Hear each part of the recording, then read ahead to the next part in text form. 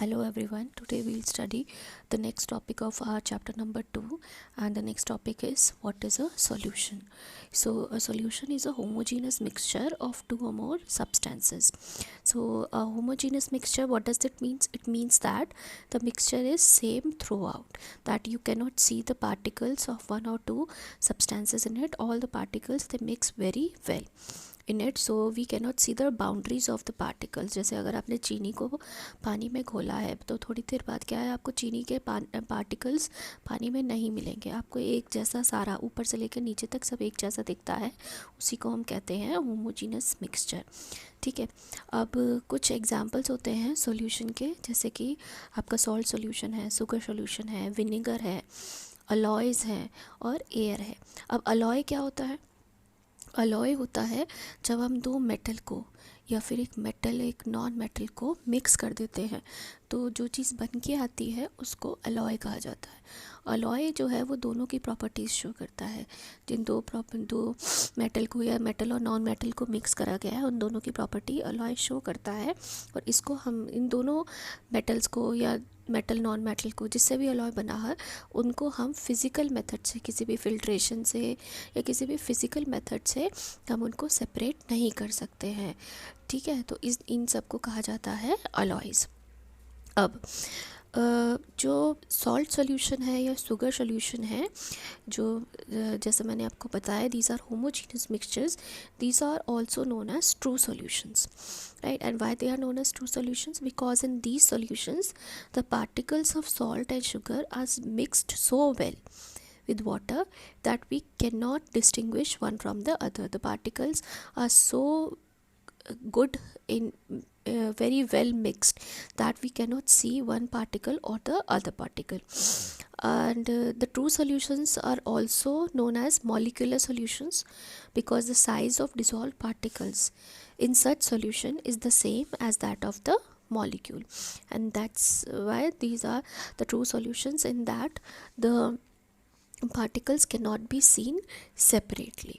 Now some example, as I have told, of solutions are sea salt solutions, you can then copper sulfate solution, sea water is a solution, alcohol and water mixture, petrol and oil mixture, soda water, soft drinks, all these are solutions, right? Now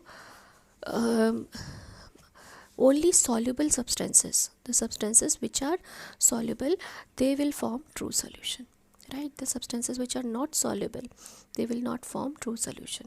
Now a solution consists of two components, that is a solute and a solvent.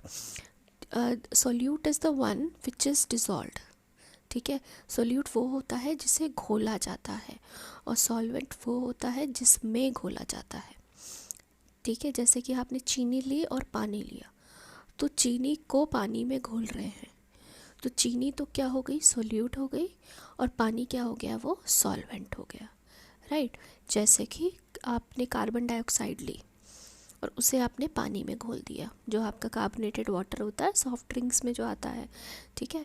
तो उसमें क्या है, carbon dioxide तो हो गई solute क्योंकि उसे घोला जा रहा है, और जो आपका पानी हो गया वो हो गया सॉल्वेंट। अब जनरली जो सॉल्यूट का अमाउंट होता है वो सॉल्वेंट के अमाउंट से कम होता है, ठीक है। जनरली जो सॉल्यूट का अमाउंट होता है वो सॉल्वेंट के अमाउंट से कम होता है, और इसी अमाउंट ऑफ सॉल्यूट, कितना सॉल्यूट है, उसके बेसिस पे तीन टर्म्स हम यूज़ करते हैं। वो तीन टर्म्स हैं ये, as you can see here, the three terms are dilute, concentrated और saturated। ये तीन टर्म्स हम यूज़ करते हैं on the basis of amount of solute which is present in a solution. Dilute solution वो होता है जिसमें कि बहुत कम अमाउंट में सॉल्यूट प्रेजेंट होता है, ठीक है। बहुत कम अमाउंट में सॉल्यूट प्रेजेंट होता है सॉल्वेंट में, उसे हम डाइल्यूट सॉल्यूशन कहते हैं। जैसे कि एक ग्लास पानी में हमने आधा चम्मच चीनी डाल दी, तो क्या है, शुगर का डाइल्यूट सॉल्यूशन है, राइट। अब कंसनट्रेटेड, जब जो अमाउंट है सॉल्यूट का वो ज़्यादा होता है, ठीक है। बट दोनों ही केसेस में जो अमाउंट है सॉल्यूट का वो सॉल्वेंट से कम रहता है। डाइल्यूट में बहुत कम होता है, कंसनट्रेट में थोड़ा ज़्यादा अमाउंट लेते हैं हम, जिस चीज़ को घोला जा रहा है उसमें उसका, तो उसको हम कंसनट्रेटेड सॉल्यूशन कहते हैं। जैसे चीनी की चाशनी बनती है, ठीक है, तो चाशनी क्या है, वो कंसनट्रेटेड सॉल्यूशन है आपके शुगर का, उसमें बहुत सारी चीनी गई है। वहीं पे अगर 1 चम्मच चीनी आप 1 गिलास पानी में डाल रहे हैं, 2 चम्मच चीनी डाल रहे हैं, तो वो क्या हो गया, वो डाइल्यूट सॉल्यूशन है, राइट। तो ये दोनों कंपैरेटिव टर्म है, दोनों ही केसेस में जो सॉल्यूट का अमाउंट है वो सॉल्वेंट से कम रहता है। अब जो तीसरी चीज़ हम पढ़ते हैं वो पढ़ते हैं सैचुरेटेड सॉल्यूशन। अब सैचुरेटेड सॉल्यूशन क्या होता है?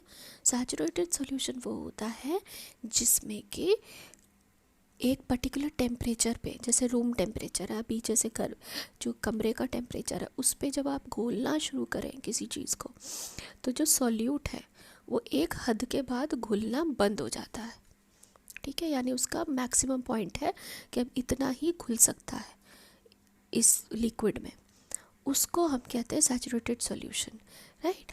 जैसे कि that has dissolved, see, at any particular temperature a solution that has dissolved as much solute as it is capable of dissolving is said to be saturated solution। यानी जितने एक solvent है उसकी जितनी हद थी डिज़ोल्व करने की सॉल्यूट को, राइट, उस उतना उसने डिज़ोल्व कर लिया, अब उससे आगे वो डिज़ोल्व नहीं कर सकता है, ऐसे सॉल्यूशन को सैचुरेटेड सॉल्यूशन कहा जाता है। जैसे कि no more solute can be dissolved in a solution at a given temperature, एक सॉल्यूशन बन के आया है, अब उसमें इससे ज़्यादा सॉल्यूट हम और आगे डाल ही नहीं सकते हैं, उसको कहा जाता है saturated solution, right.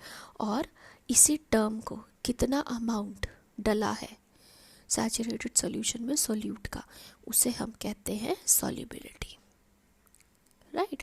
The amount of solute present in a saturated solution at a temperature, particular temperature is called its solubility, ठीक है।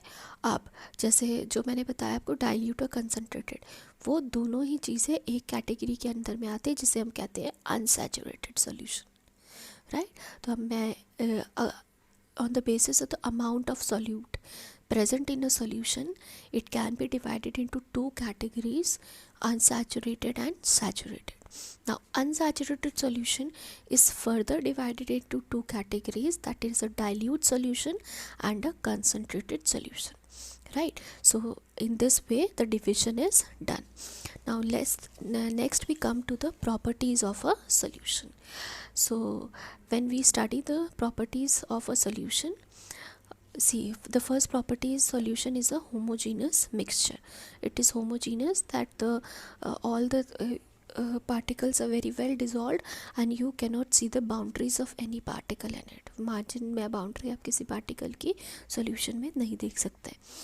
The particles of a solution are smaller than 1 nanometer in diameter, so they cannot be seen by naked eye. जैसे कि आप नमक पानी का घोल है, या आपका समुद्र का, या सी, जिसे हम सी वाटर कहते हैं, सी वाटर आप लेंगे तो उसमें आप जो सॉल्ट डिज़ोल्व है उसको आप नेकेड आई से नहीं देख पाएंगे, राइट। सो जो सॉल्यूशन के पार्टिकल्स हैं वो बहुत छोटे होते हैं।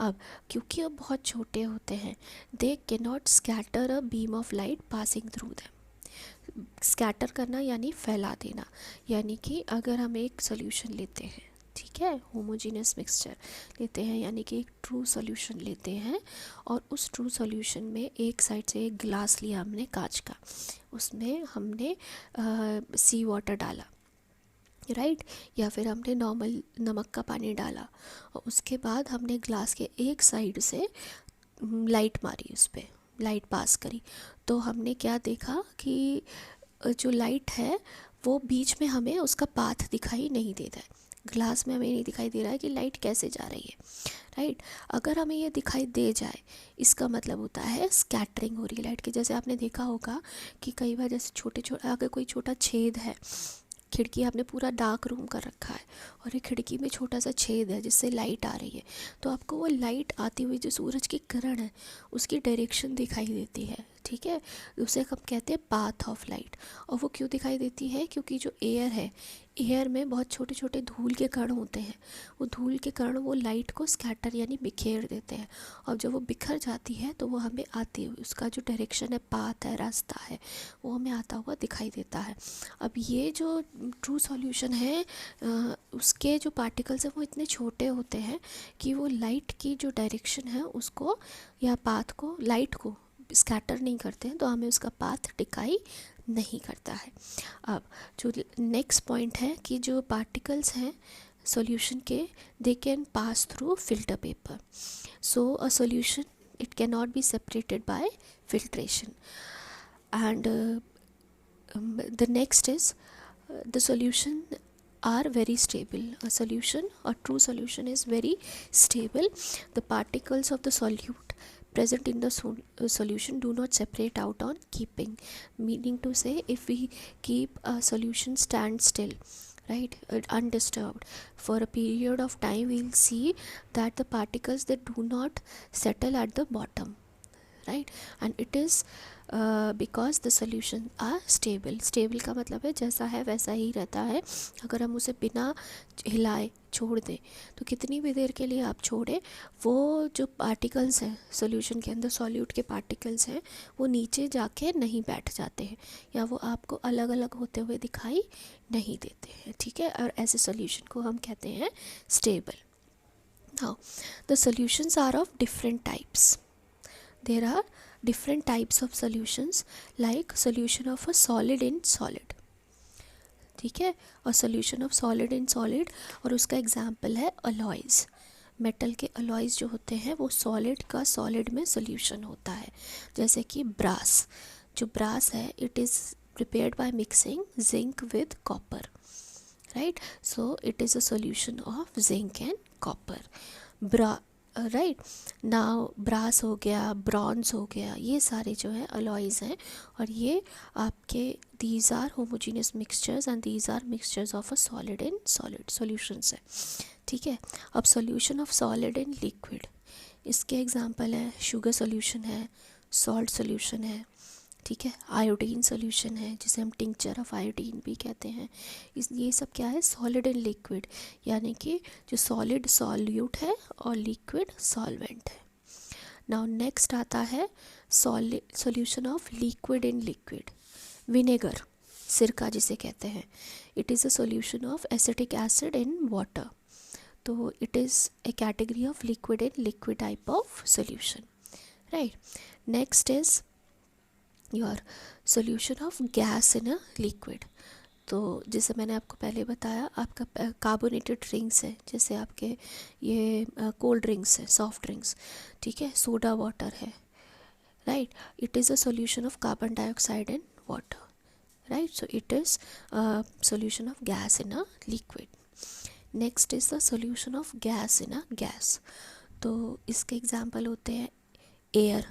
Air is a solution of gases, ठीक है। एयर बहुत सारे गैसेस का एक सोल्यूशन है जिसमें बहुत सारी गैसेस होती हैं, तो इसीलिए air is a example of solution of gas in a gas, right. Now जब मैंने आपसे बात करी कि कितना अमाउंट सॉल्यूट का जाता है सॉल्वेंट में, उसे हम कंसंट्रेशन कहते हैं, ठीक है। उसके बेसिस पे 3 तरीके होते हैं, डाइल्यूट होता है, कंसंट्रेटेड होता है और सैचुरेटेड सॉल्यूशन होता है। तो अब हम ये निकालते कैसे हैं, ठीक है, how do we calculate the concentration of a solution. So first of all, what is concentration? The concentration is the amount of solute present in a given quantity of solution, right. अब जो concentration है, it can be expressed in a number of ways, and the most common way of expressing is the percentage method, right. The percentage method is a percentage of solute present in the solution, that is percentage method. And percentage of the solute can be by mass or by volume, right. So if the solution is a solid solute dissolved in a liquid, that is solution is solid in liquid, we consider mass percentage of the solute, right. And in calculating calculating this, we say that concentration or mass by mass, we say that mass of solute divided by mass of solution into 100, right? This is the mass percentage, mass by mass percentage of a solution. ठीक है, ये देर बहुत सारे तरीके होते हैं concentration को express करने के. हम यहाँ पे 3 मेथड पढ़ेंगे. तो पहला मेथड है मास बाय मास, यानी कि मास of solute divided by mass of solution into 100. ये सारे परसेंटेज मेथड हैं. ठीक है, ये सारा परसेंटेज मेथड है. तो मास ऑफ सॉल्यूट यानी कितना आपको सॉल्यूट दिया गया है. मास ऑफ सॉल्यूशन, तो आपको कितना सॉल्यूट दिया है, और या तो सीधे आपको सॉल्यूशन का मास देंगे कि कितना आपको सॉल्यूशन दिया है, या फिर आपको देंगे सॉल्यूट का मास, सॉल्वेंट का मास. तो उन दोनों को ऐड करके आपके पास आ जाएगा मास ऑफ सॉल्यूशन. ठीक है, तो mass of solution is equal to the mass of solute plus the mass of solvent, right. तो हम ऐड करके निकाल लेंगे और वहाँ से फिर आप कैलकुलेट कर सकते हैं. ठीक है, तो ये आ जाएगा percentage concentration percentage by mass, क्योंकि यहाँ पे हमें मास दिया गया है कैलकुलेट करने के लिए.